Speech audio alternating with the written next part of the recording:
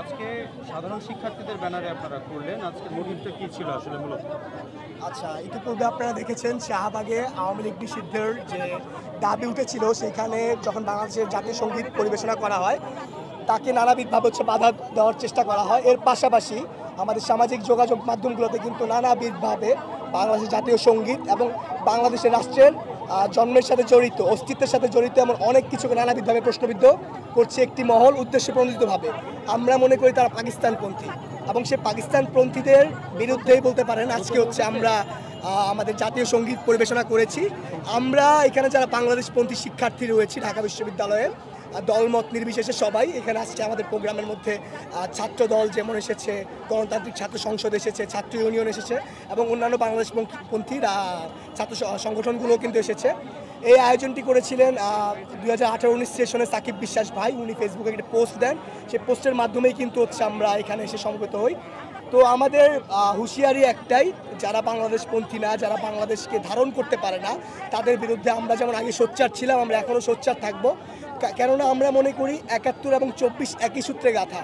তো 71-এর প্রশ্নকে ছোট করা, 71 না 24 বড় এই প্রশ্ন বারবার করা, এটা আমি মনে করি যে একটু উদ্দেশ্য প্রণোদিতভাবে পাকিস্তানের পিণ্ডে দাসত্ব করার জন্য এই কাজটি উদ্দেশ্য প্রণোদিতভাবে করা হয়। এই জন্যই মূলত আজকে আমরা জাতীয় সমবেত কণ্ঠে জাতীয় সঙ্গীতের একটি আয়োজন আমরা করেছি বাংলাদেশ শিক্ষার্থীরা।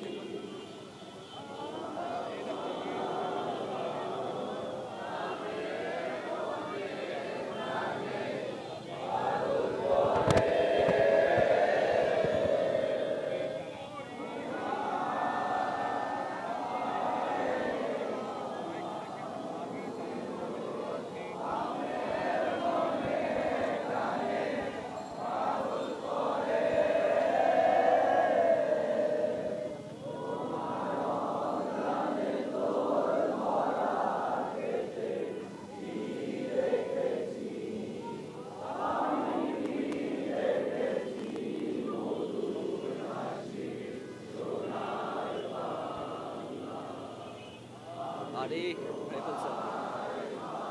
ভাই একটু নিচু করেন না।